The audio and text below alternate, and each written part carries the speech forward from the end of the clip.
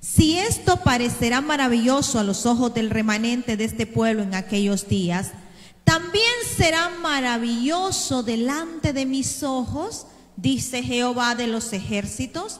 Así ha dicho Jehová de los ejércitos: he aquí, yo salvo a mi pueblo de la tierra del oriente y de la tierra donde se pone el sol, y los traeré, y habitarán en medio de Jerusalén, y me serán por pueblo, y yo seré a ellos por Dios en verdad y en justicia.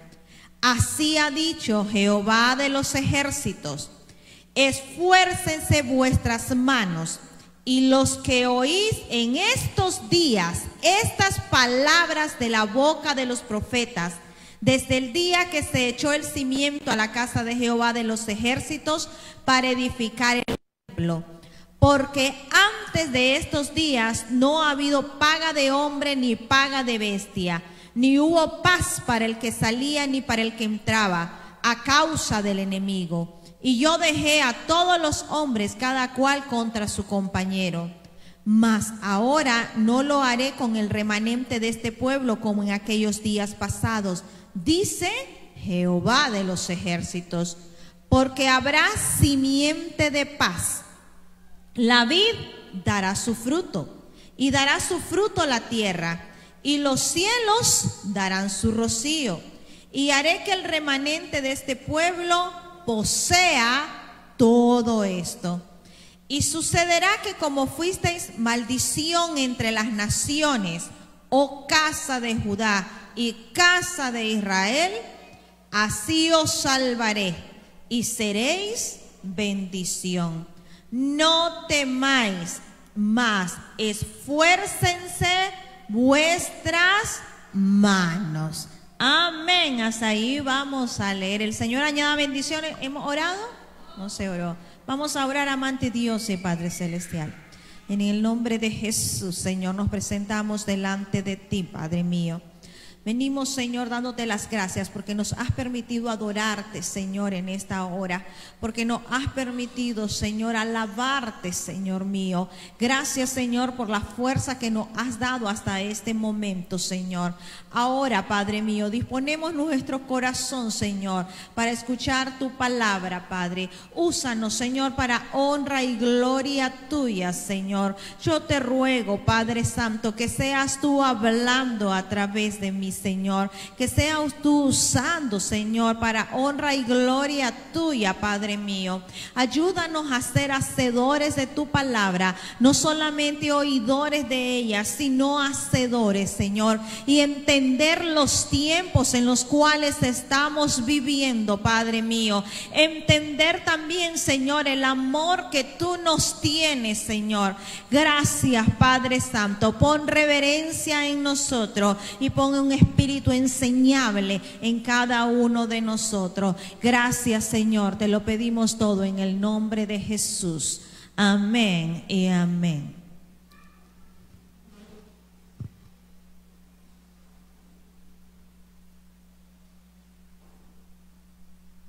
¿Qué vimos en esta lectura? Algo interesante que tiene esa lectura. A ver, ¿qué parte interesante le vimos a esa lectura?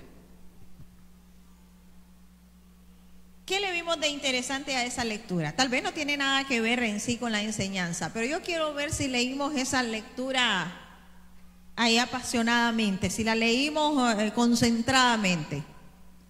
¿Qué vimos? Algo que llama la atención en esa lectura.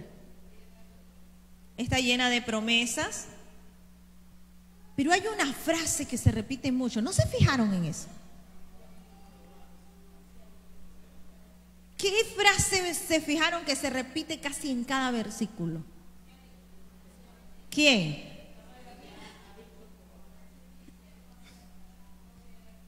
¿De quién está hablando ahí siempre? ¿Qué es lo que dice en cada texto? Mira qué interesante. Pareciera como que la persona que lo escribió, y de ahí está siendo como redundante, a cada rato estaba a decir, y a cada rato. Pero mire qué interesante en esa lectura, y dice, así ha dicho, y no es solamente Jehová, sino Jehová Sabaoth, Jehová de los ejércitos. ¿Sí? Está diciendo, soy yo el que defiendo. ¿Quién es Jehová de los ejércitos? Sí, Jehová de los ejércitos es el que salva. Él es el que defiende. Es el mismo Dios que nosotros servimos. Es el mismo Dios que nosotros servimos. Eso solamente es un paréntesis antes de comenzar la enseñanza. Estaba interesante. Mire, ya la hermana le encontró otra cosa, que es la palabra maravillosa se repite 2 veces. Pero interesante, ¿por qué? Porque siempre que leemos una lectura hay que ver qué hay de nuevo en esa lectura, porque el Señor nos habla de alguna manera. Y es interesante que en esa lectura se repita siempre esa misma frase: Jehová de los ejércitos, porque Él es el que va siempre como poderoso gigante delante de nosotros. Y eso es lo que le está diciendo ahí al pueblo. Entonces tenemos allí que está hablando de la promesa de restauración para Jerusalén y para Israel. Nosotros estamos hablando acerca del milenio y estábamos diciendo que para qué es el milenio exactamente. Y decíamos que el milenio es otra dispensación, es la séptima dispensación, es la séptima dispensación. ¿En qué dispensación decíamos que estábamos viviendo nosotros? Estamos viviendo en la dispensación de la gracia, en la dispensación de la gracia. Y el judaísmo, ¿en qué dispensación viven ellos?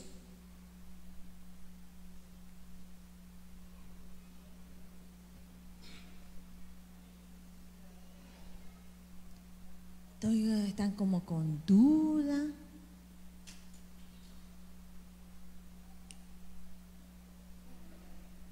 Muy bien. Ellos siguen viviendo bajo la dispensación de la ley mosaica, porque para ellos Cristo, el Mesías, no ha venido. Entonces ellos siguen viviendo, según ellos, en la dispensación de la ley. Pero es que hay un problema, que cumpliendo la ley, nadie se salva. Nadie se salva. Así es, porque la única manera de salvarse actualmente, ¿cómo es? ¿Cómo es? Es por la fe en Cristo Jesús. Entonces, los judíos siguen viviendo bajo esa dispensación.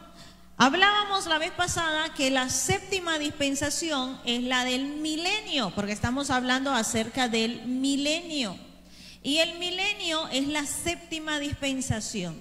Tal vez alguien recuerda y me ayuda a recordar. ¿Cuál es la primera dispensación? ¡Hala! Ese me gusta. Vamos con esa IBL. La inocencia. ¿Quiénes estaban en esa dispensación de la inocencia? Muy bien, era Adán y Eva. Ellos eran inocentes, en ellos no había malicia. ¿Cómo se podían salvar ellos? Ajá.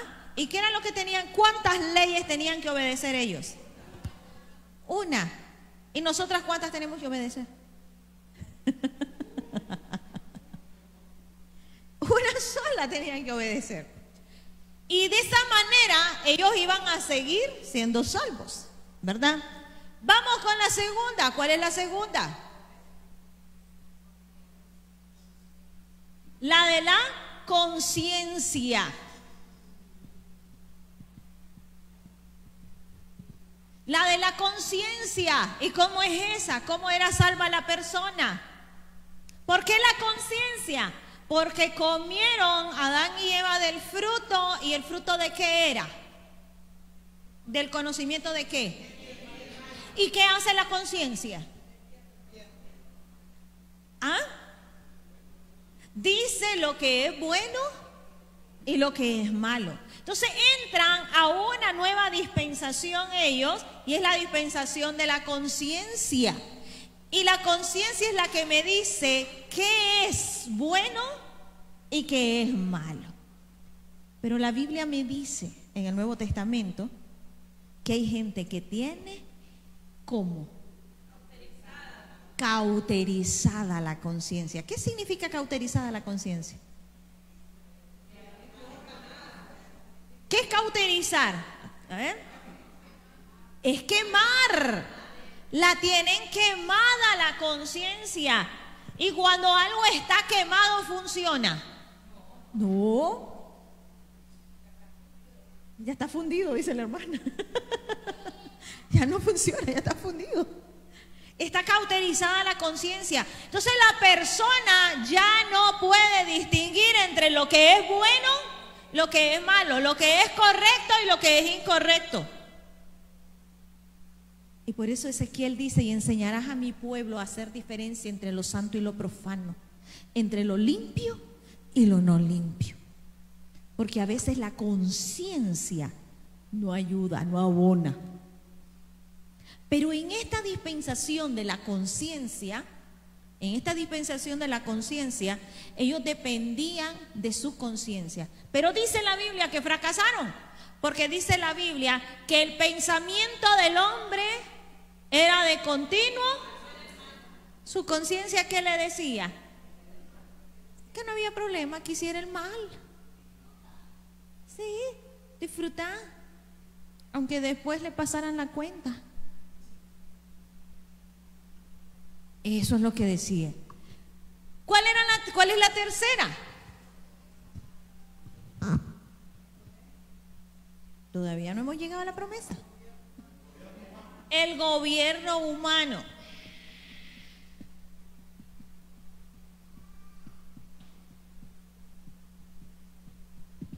Aquí es con Noé. Aquí es con Noé. Y aquí ya comienzan otras leyes. Y aquí ya le dice: van a ustedes a juzgar. Y aquí inicia el derecho. Aquí inician la parte legislativa, ¿es verdad? Sí, lo de las leyes. Sí, lo de los jueces, lo de hacer justicia un hombre a otro hombre con esta dispensación. ¿Sí? Aquí se da con el gobierno humano. El gobierno humano. Pero era otra manera de salvación. Era otra manera de salvación. Y el Señor lo puso. Pero también hubo fracaso. También hubo fracaso. Porque a la gente no le importó o no le importaba. Que no importa que me maten, pero yo voy a matar a otro. Porque me voy a vengar. Así es. En todas las dispensaciones hubo fracaso. En la única, siempre hay un fracaso, porque el fracaso es el que no crea en Cristo, no se salva. Pero la única que hay una manera de salvarse que es perfecta es a través de la gracia. ¿Cuál es la cuarta?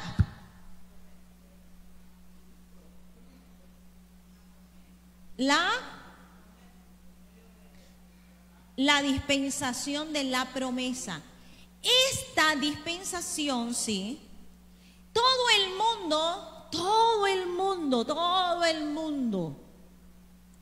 ha vivido todo el tiempo, todo el mundo está bajo la dispensación del gobierno humano, porque siguen las leyes humanas. Pero la dispensación de la promesa es netamente la que se le dio a Abraham. Y era para Abraham, es por Israel. Y también la siguiente, ¿cuál es la siguiente? La dispensación de la ley mosaica. Estas dos netamente son cerradas, son para el pueblo de Israel. Y ellos siguen viviendo bajo esa dispensación. Pero después viene Cristo. ¿Cuál es la ley mosaica? La ley mosaica dice que tenían que guardar la ley para salvarse.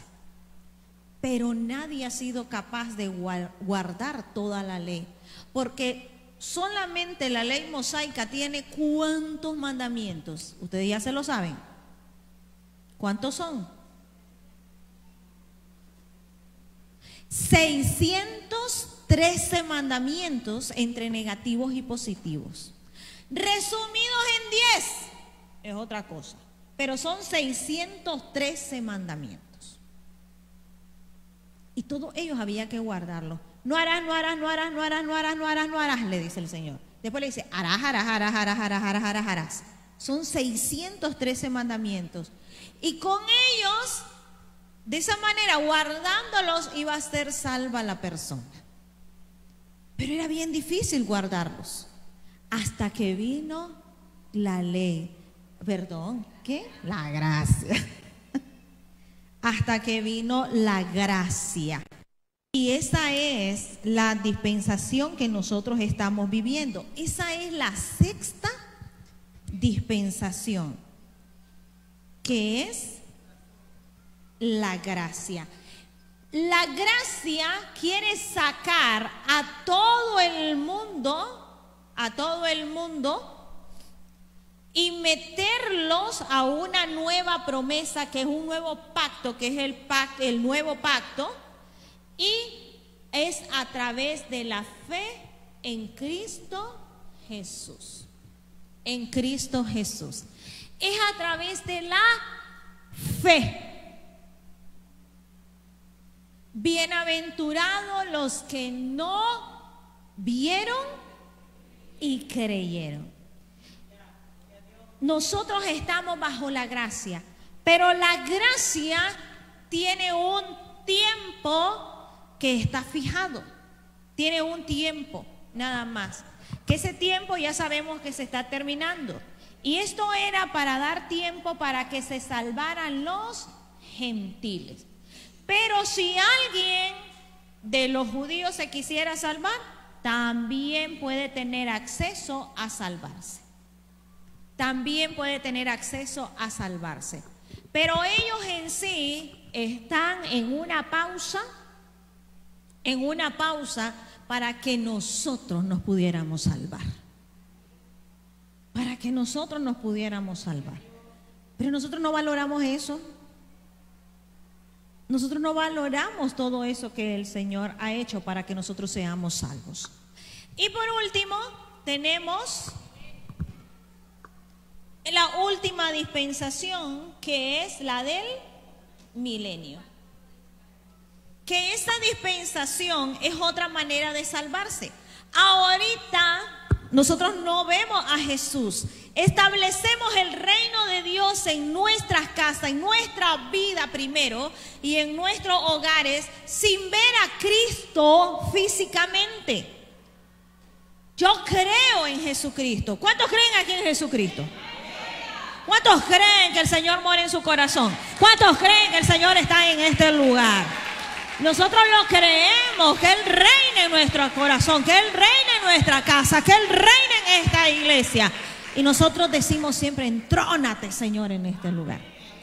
Pero en el milenio sí va a estar físicamente. ¿Sí? Él va a estar ahí físicamente, reinando. Ahí ya no va a haber necesidad de decir, no, es que yo ya, es que no lo veo, pero lo siento. No, es que lo van a ver. Él va a estar presente, reinando en la tierra. Por lo tanto, ya la gracia cambia, porque ahora ya va a estar Cristo presente.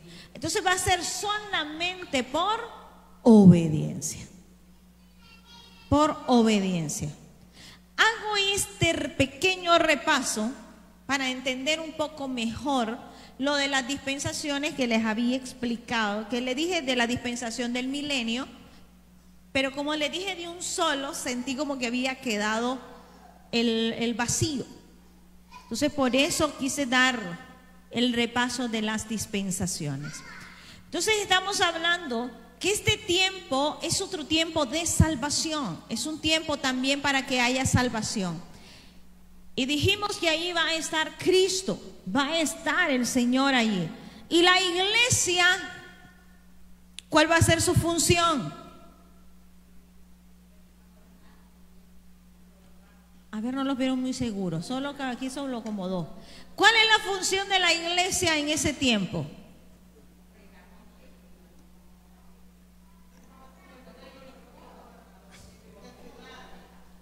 Parece que solamente los hermanos de este lado están seguros a qué viene la iglesia. A ver, los hermanos de este lado digan, ¿cuál es la función de la iglesia en el milenio? Hermana Dorina dice, reyes y sacerdotes, esa es la función. Ahí se nos cumple la promesa de que seremos reyes y sacerdotes. Allí es donde se cumple esa promesa. Ya predicar ya no nos toca a nosotros. ¿Para qué? Si Cristo ahí está.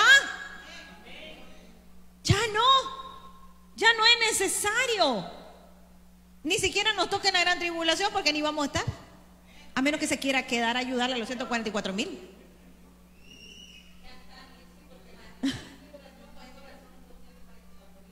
Así ellos son los que predican, los 144,000 y los 2 testigos. Entonces, el milenio es otra oportunidad de salvación para otros que van a nacer en esa época. Y para el resto del pueblo de Israel que nazcan en esa época. Y decíamos entonces que para ¿quién es el milenio? Es para que se cumplan todas las promesas que le fueron dadas al pueblo de Dios. Y hablábamos acerca de que la primera era el pacto abrahámico. ¿Y qué hablábamos del pacto abrahámico?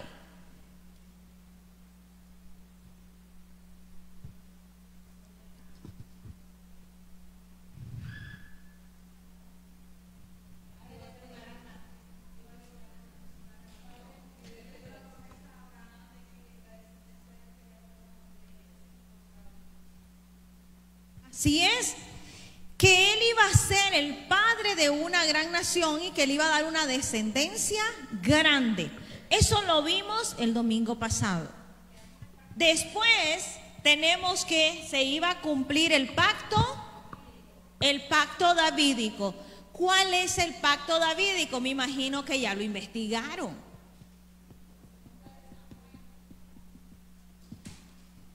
Yo por eso les digo cuál lo vamos a ver después, porque ya me imagino que lo van a traer hecha la tarea. Yo solo voy a copiar ahí los textos. Veamos segunda de Samuel 7 del 12 al 13. Segunda de Crónicas 6, 16. Y primera de Crónicas 17 del 11 al 14. El pacto davídico se refiere a ¿qué?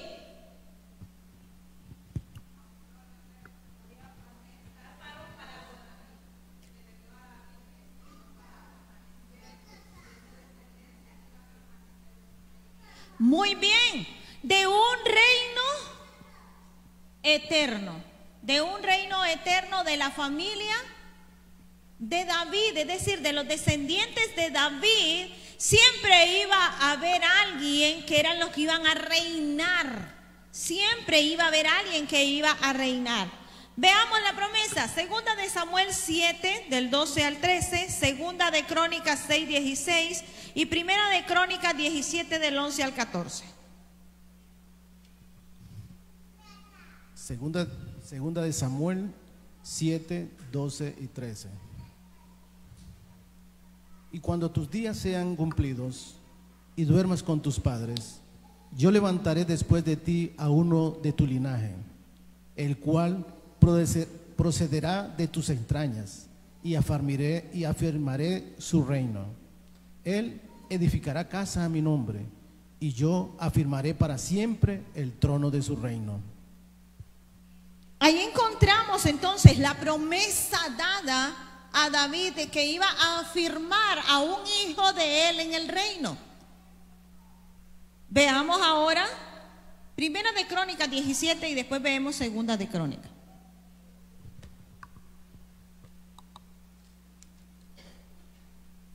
Del 11 al 14. Y cuando tus días sean cumplidos para irte con tus padres, levantaré descendencia después de ti, a uno de entre tus hijos, y afirmaré su reino. Él me edificará casa, y yo confirmaré su trono eternamente. Yo le seré por padre, y él me será por hijo, y no quitaré de él mi misericordia, como la quité de aquel que fue antes de ti, sino que la confirmaré en mi casa y en mi reino eternamente, y su trono será firme para siempre. Ahí está, esa es la promesa de un reino perpetuo, pero de la familia de David. ¿Y qué hijo escogió Dios para perpetuar ese reino? ¿A qué hijo escogió? A Salomón. A Salomón lo escogió. Sigamos con Segunda de Crónicas. Segunda de Crónicas 6:16. Ahora pues, Jehová Dios de Israel, cumple a tu siervo David mi padre lo que le has prometido, diciendo: no faltará de ti varón delante de mí que se siente en el trono de Israel, con tal que tus hijos guarden su camino, andando en mi ley, como tú has andado delante de mí. Ok, ahí tenemos ahora un gran pero. El Señor escoge, me dicen, a Salomón, pero Segunda de Crónicas le pone un condicionante. El pacto davídico es sin condiciones. El pacto davídico dice: va a reinar alguien de tu casa. Todos decimos, escogió a Salomón. Pero hay un problema serio. Ese texto dice, con tal. Vuélvalo a leer, por favor. Segunda de Crónicas 6:16. Ahora pues, Jehová Dios de Israel, cumple a tu siervo David mi padre lo que le has prometido, diciendo: no faltará de ti varón delante de mí, que se siente en el trono de Israel, con tal que tus hijos guarden su camino, andando en mi ley, como tú has andado delante de mí. Entonces el Señor cumple el pacto davídico con David a través de Salomón. Cumple Salomón con ese pequeño detalle. El pacto davídico es incondicional. Le dice: voy a perpetuar el reino a través de un hijo tuyo. Pero ¿cuántos hijos tuvo David? Solo a Salomón. Tuvo varios. Pero en ese momento, para reinar, el Señor escoge a Salomón. Pero Salomón cumple con ese pequeño detalle que está leyendo allí el hermano. ¿Fue fiel a Dios Salomón? ¿Qué hizo Salomón? Su corazón se desvió con las mujeres. ¿Y qué hizo? Porque no fue solamente que se desvió con las mujeres y que tuvo el montón de mujeres, que se casó con la hija de Egipto, que se casó con la otra de no sé. ¿Qué hizo? Honró a otros dioses. Dice la Biblia que hizo templos a los otros dioses, lugares altos arriba del templo de Dios. Imagínense. Sí, todavía eso hizo Salomón. Hermana, y entonces Salomón se salvó. Es la pregunta del millón. La preguntaremos el primer día que seamos raptados y lleguemos al cielo. Vamos. Señor, ¿se salvó Salomón? Probablemente sí. Eclesiastés es ya los últimos días de Salomón, y Salomón dijo que él había probado todo y se había dado cuenta que vanidad de vanidades, todo era vanidad, y que todo del hombre era temer a Jehová y guardar sus mandamientos. Al final él se arrepintió, pero ya estaba muy viejito. Ya estaba muy viejito. Entonces, el pacto davídico es el tiempo, el pacto davídico el Señor lo va a cumplir en ese tiempo, pero no viene a través de Salomón. ¿Por qué? porque el Señor da una profecía de que se va a cortar la descendencia de Salomón. Jeremías 22, 24, Segunda de Reyes 24, 8, 15 y Lucas 3, 31, 32. A través de quién se cumple el pacto davídico, vamos a ver a qué hijo escogió. Jeremías 22, 24. Segunda de Reyes 24 del 8 al 15 y Lucas 3, 31, 32. Jeremías 22, 24. Vivo yo, dice Jehová, que si Conías, hijo de Joacim, rey de Judá, fuere anillo en mi mano derecha, aún de ahí te arrancaría. El último versículo ahí. El 25. Sí. Te entregaré en mano de los que buscan tu vida y en mano de aquellos cuya vista temes, sí, en manos de Nabucodonosor, rey de Babilonia. Perdón, es 22:30. 22:30. 22:30. Así ha dicho Jehová. Escribid lo que sucederá a este hombre privado de descendencia, hombre a quien nada próspero sucederá en todos los días de su vida, porque ninguno de su descendencia logrará sentarse sobre el trono de David, ni reinar sobre Judá.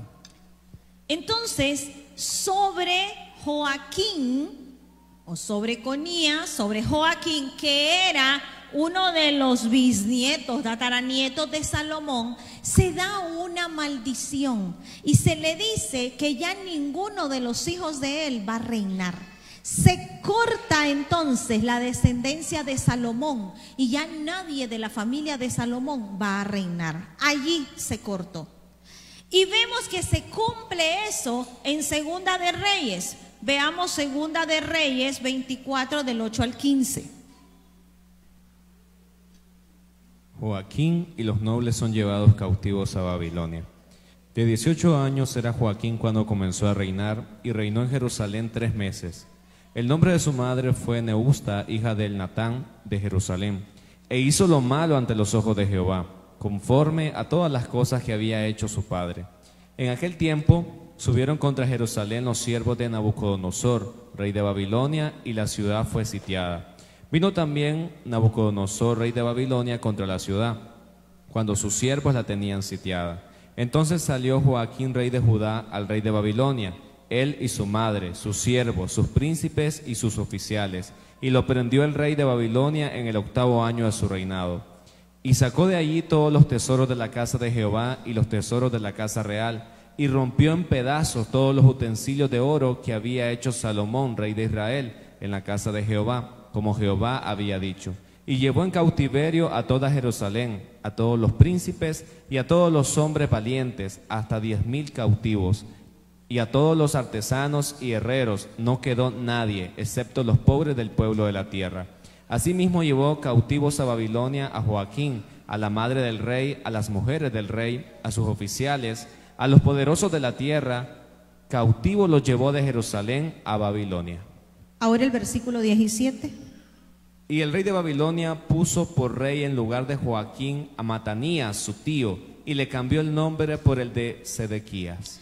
Entonces, dice que pone a un tío de él. Ya no es familiar, ya no viene de la descendencia de Salomón.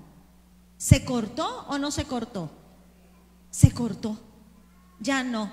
Y entonces Jesús, ¿cómo va a reinar si se supone que tiene que ser de la casa de David? ¿De dónde viene? ¿Cómo? Si tiene que ser de la casa de David. Y el que va a ser rey en el milenio es Jesús. Vámonos a Lucas. Lucas nos va a sacar de este enredo para ver que cómo se cumple el pacto davídico. Lucas 3, 31 al 32. Este pasaje, el título dice genealogía de Jesús. Gracias. Aquí va a hablar de la genealogía de Jesús desde el punto de vista de María. De María. Dice el 31, hijo de Melea, hijo de Mainán, hijo de Matata, hijo de Natán, hijo de David, hijo de Isaí, hijo de Obed, hijo de Boz, hijo de Salomón, hijo de Naasón. Entonces, Jesús, ¿de cuál de los hijos de David desciende? Por su madre. A ver, vuélvalo a leer. Va al revés. Primero menciona al hijo y después al papá. A ver, primero menciona al hijo, después al papá. ¿De quién era hijo David? De Isaí. Y ahí dice, David, hijo de Isaí. Entonces el que se mencionó antes era el hijo de David. Otra vez, por favor. Hijo de Melea, hijo de Mainán, hijo de Matata, hijo de Natán, hijo de David, hijo de Isaí, hijo de Obed, hijo de Boz, hijo de Salomón, hijo de Naasón. Hagamos algo, leámoslo al reverso. No, al reverso. Boz, padre de Obed, Obed, padre de Isaí, Isaí, padre de David, y David, padre de... Ahora sí. Ajá. ¿Alguien iba a decir algo? Hermano Lenny.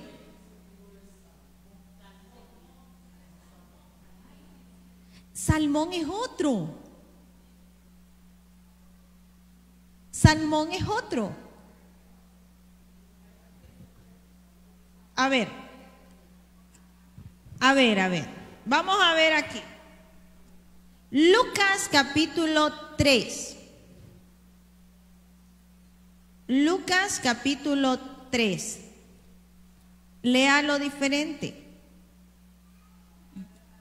Al revés. Usted lo va a leer primero el padre y después el hijo. Ya lo captaste, Silvia. ¿O lo voy a leer? Ok. Lo voy a leer a como está allí. 31 y 32 dice. Todos están en Lucas 3, 31 y 32. Dice, hijo de Melea, hijo de Mainán, hijo de Matata, hijo de Natán, hijo de David, hijo de Isaí, hijo de Obed, hijo de Booz, hijo de Salmón, hijo de Naasón. Ahora se los leo diferente.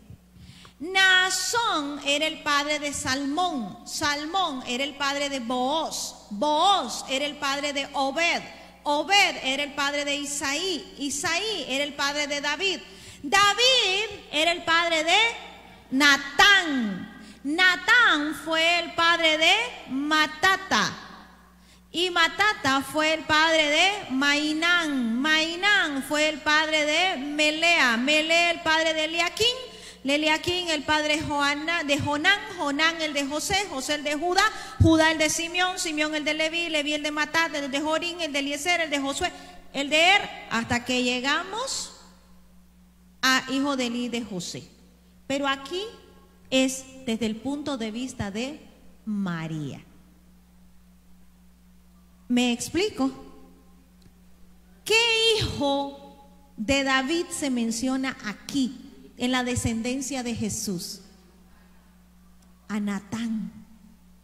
¿Ya lo captamos? A ver, ¿estamos claros?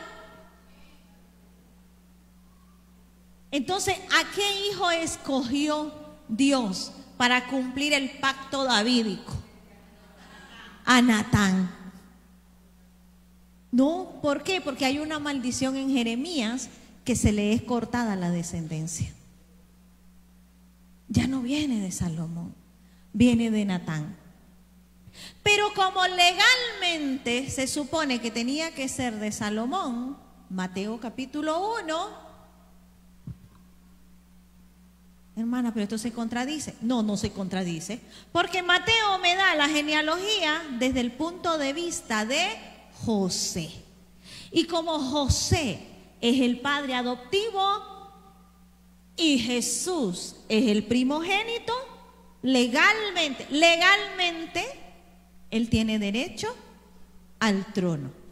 Entonces, veamos Mateo capítulo 1, Mateo capítulo 1, versículo 5 y 6, para que veamos ahí la diferencia. 5 y 6 del libro Y de Mateo. 7, lo podríamos leer para que miremos que son diferentes los hijos. Ajá. A partir del 6, ¿verdad? Del 5, Perdón, 6 y del 7. 5, 6 y 7. Salmón engendró de Rabab a Boz. Boz engendró de Ruth a Obed, y Obed a Isaí. Isaí engendró al rey David, y el rey David engendró a Salomón, de la que fue mujer de Urías. Salomón engendró a Roboam, Roboam a Abías, y Abías a Asa. Ahora sí, y entonces al fin y al cabo, ¿de dónde viene Jesús? ¿De Salomón o de Natán? De Natán, porque Lucas lo presenta desde el punto de vista materno y Mateo lo presenta desde el punto de vista paterno. Pero como José no es el padre de Jesús, ¿perdón? Así es, tendría que llevar la parte biológica. ¿Y de quién es que llevaba nada más la parte biológica Jesús? De María. ¿Y María de quién descendía? De Natán. Pero también era descendiente de David. ¿Se cumple o no se cumple la promesa dada y la maldición dada de que ya no iba a reinar nadie desde Salomón? ¿Se cumple? Se cumple. Ahí se cumplió. Así es, José no era el padre, entonces no era de la parte paterna, pero sí, cuando Dios promete algo, Él lo va a cumplir. Salomón falló y el Señor pone las condiciones, el Señor puso las condiciones. Hermano, aquí nosotros debemos de estar claros que quien pone las condiciones es Dios, no es usted ni soy yo. Nosotros queremos ponerle las condiciones a Dios. Y tenga por seguro que Dios no va a faltar a las leyes que Él pone. No va a faltar. Ni tampoco va a faltar a las promesas que Él nos da. Y yo siempre he dicho, el Señor tiene plan A y tiene plan B. Pero el plan A es el mejor, porque es la voluntad perfecta de Dios para usted y para mí. Es lo mejor, no van a haber consecuencias. Pero en el plan B ya tiene que ver con la voluntad permisiva. Y en la voluntad permisiva de Dios sí hay consecuencias. En la voluntad permisiva de Dios le dio codornices al pueblo. ¿Y qué pasó? Dice que se empacharon y los echaron hasta por las narices.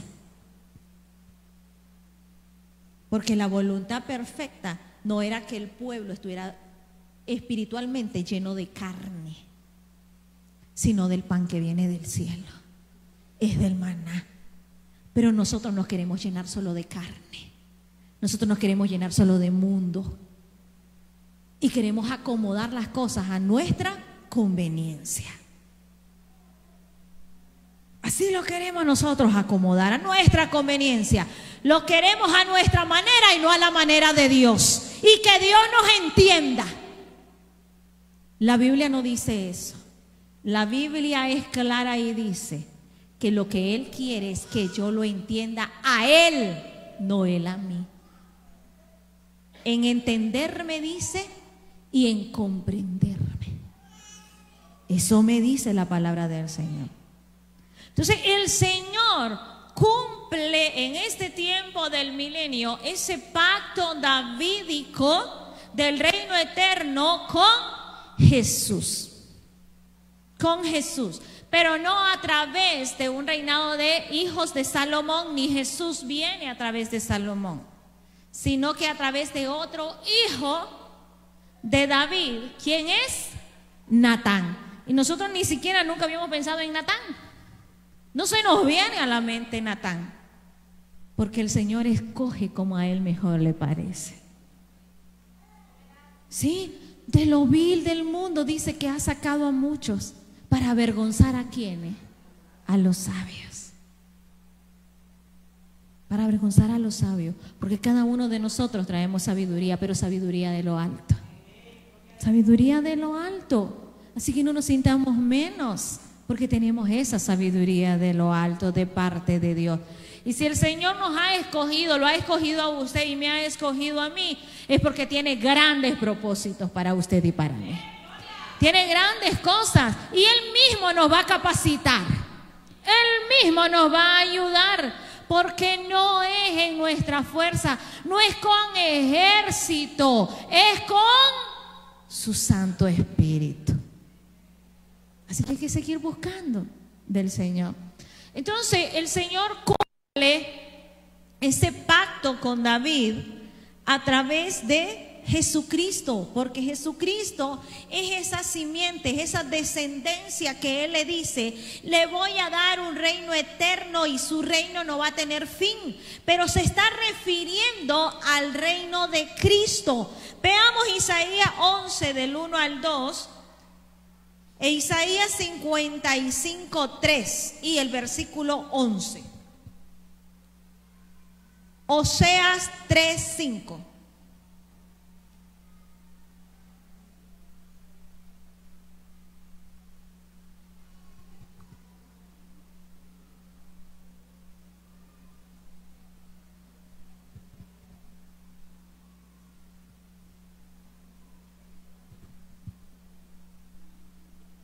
Isaías 11, del 1 al 2. Reinado del justo del Mesías. Saldrá una vara del tronco de Isaí, y un vástago retoñará de sus raíces. Y reposará sobre él el espíritu de Jehová, espíritu de sabiduría y de inteligencia, espíritu de consejo y de poder, espíritu de conocimiento y de temor de Jehová. Entonces ahí me está hablando que va a reinar Cristo.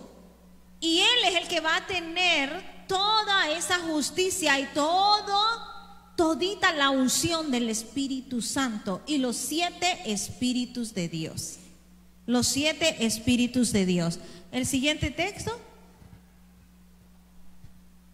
Isaías 55 del 3 al 11. ¿Del 3 al 11 o 3 y 11? No, el 3 y el 11. Inclinad vuestro oído y venid a mí, oíd y vivirá vuestra alma, y haré con vosotros pacto eterno, las misericordias firmes a David. Así será mi palabra que sale de mi boca, no volverá a mí vacía, sino que hará lo que yo quiero y será prosperada en aquello para que lo envíe. Entonces dice que hace pacto firme, el pacto que le hizo a David, y que toda palabra que ha salido de la boca de él va a ser prosperada. Hermano, crea en las promesas que el Señor le ha dado, crea en esas promesas.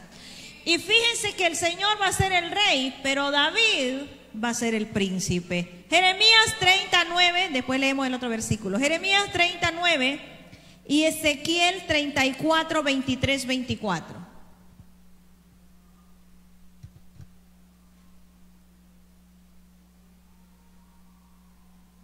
Jeremías 39. Sino que servirán a Jehová su Dios y a David su rey, a quien yo les levantaré.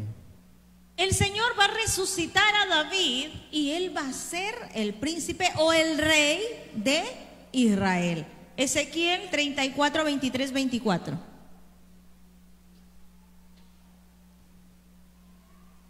Versículo 23 y 24. Y levantaré sobre ellos a un pastor, y él las apacentará. A mi siervo David, él las apacentará, y él les será por pastor. Yo Jehová les seré por Dios, y mi siervo David príncipe en medio de ellos. Yo Jehová he hablado. Imagínense, qué bonito, cómo el Señor cumple todas sus promesas y sus pactos. Hermano, no es hombre para mentir, Así es, ni hijo de hombre para arrepentirse. Si Él ha dicho que va a salvar a sus hijos, lo va a salvar. Si Él ha dicho que le va a bendecir, lo va a bendecir. Y tenga por seguro que no va a esperar para el milenio para hacerlo. Porque para nosotros que estamos en la dispensación de la gracia, es ahorita que lo va a cumplir. Es para ahorita esas promesas, porque con la iglesia el trato es diferente. Ellos tienen que esperar el milenio para ver esas promesas cumplidas, nosotros no. Solamente debemos de creer, solamente es creer, es tener fe, porque Dios cumple sus promesas. Entonces no sé qué le ha prometido el Señor y no sé qué le ha prometido usted al Señor, pero sí sé que también tiene que cumplirle usted al Señor. Porque si no, el Señor no va a cumplir su parte con usted tampoco. El Señor es fiel. Y si Él ha hablado y la boca de Jehová lo ha dicho, Él lo va a hacer.